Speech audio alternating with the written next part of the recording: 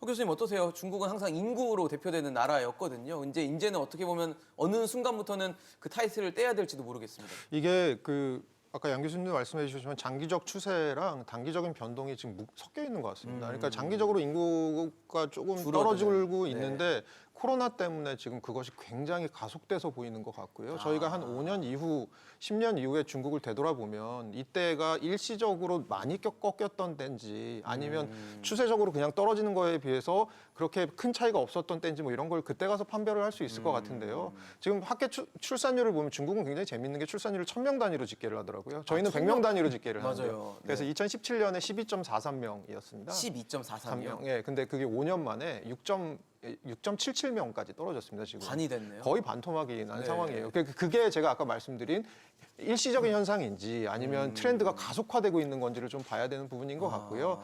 중국 인구개발센터라고 이제 뭐 최근에 관련된 그 분야에 계신 어떤 담당자 혹은 전문가께서 인터뷰한 걸 제가 본 적이 있는데 지금 석병 교수님 말씀하신 거 딱 세 가지를 지적을 하더라고요. 그러니까 대응을 하겠다. 첫 번째는 산업 구조를 인구를 좀 세이빙할 수 있는 방향으로 가겠다라는 게 첫 번째. 두 번째는 출산이나 양육이나 교육의 부담을 경감해주는 방향으로 저출산에 대한 대응을 하겠다. 두 번째. 세 번째는 노동 생산성을 높이겠다. 이게 딱 지금 석병 교수님 말씀해 주신 거 세 가지를 얘기를 하더라고요.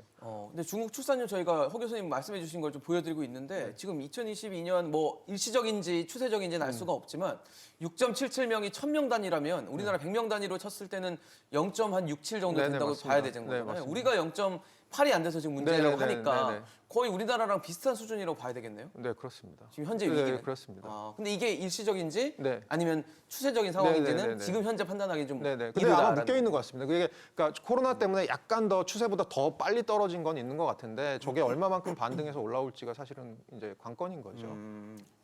교수님 사실 중국이 세계 뭐 G2다 지금 현재도 그렇게 불리고 있고 앞으로 수십 년간은 그래도 세계 뭐 손꼽히는 나라로 자리할 거라고 하는데 뭐 그런 얘기 있죠. 미국 추월할 것이다 얘기들이 있었습니다. 골드만삭스는 2025년이면 미국 GDP를 추월할 것이다. 중국이 추월할 것이다라고 지난 2011년에 예견을 했었는데 지금은 그 시점을 또 2035년으로 늦추기도 했고 또 일본 같은 경우는 2035년에도 안 될 것 같다. 뭐 이런 얘기도 하더라고요.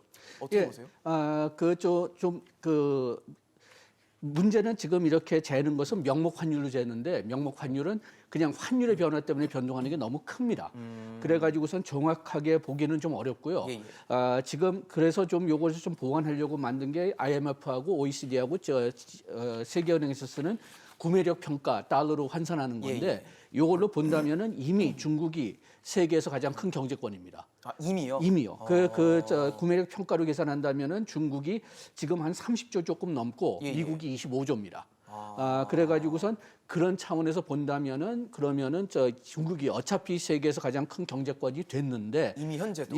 다만 우리가 실제로 뭐 금융 거래 같은 걸 하거나 하면은 구매력 평가 달러보다는 명목 달러가 더 중요하기 때문에 현재 환율 달러로 더 중요하기 때문에 뭐 금융시장 같은 데서는 뒤질 수밖에 없는 거죠. 그렇지만은 실물 경제 규모는 이미 중국이 제일 커졌다고 보시면 될 것 같고요. 그 다음에 중국의 인구가 미국의 한 4배입니다. 미국의 한 4배니까 인구가요. 그러니까 중국의 1인당 GDP가 미국의 한 4분의 1만 넘어도 미국보다 더 큰 경제권이 된 거예요. 그렇기 때문에 이거 지금 2025년에 될 거냐, 2035년에 될 거냐, 이것은 명목 환율 변화에 그냥 달려 있는 것 같고, 다만 실제 경제권으로 크게 된다. 이것은 실물 경제로는 이미 제일 커졌고, 그 다음에 금융 차원으로 본다면은 그러면은 이것은 또 명목 차원은 좀 시간이 걸릴지는 모르겠는데요. 아까 중국의 생산성 증가에 대해서 좀 한마디만 좀 제가 좀 추가하고 싶은 것은 지금 중국이 과학 기술 R&D 속도를 되게 빨리 늘리려고 하고 있고 또 경제권이 크기 때문에 상당히 유리한 면도 있고요. 그 다음에 또 교육열도 상당히 심하지만은 그래서 인적 자본도 빨리 올라갈 것 같지만은 중국하고 우리나라하고 좀 비슷한 문제가 있습니다. 문제는 뭐냐면 그렇게 과학 기술이 발전했다. 그만큼 인적 자본이 발달했다고 해도 이걸 경제 활동에 영향을 줄 수가 있어야 돼요. 그 새로운 기술로 발전했다고 해서 자동적으로 GDP가 오르는 게 아니고 이걸 상업화시키든지 생산에 포함시켜야 현장 되는데 투입이 돼야 된다는 거죠. 우리나라 같은 경우는 정직적인 법, 정직적인 규제 때문에 이게 어려운데 중국은 그렇게 자유로운 기업 활동을 그 허용해 줄 체제가 마련돼 있느냐.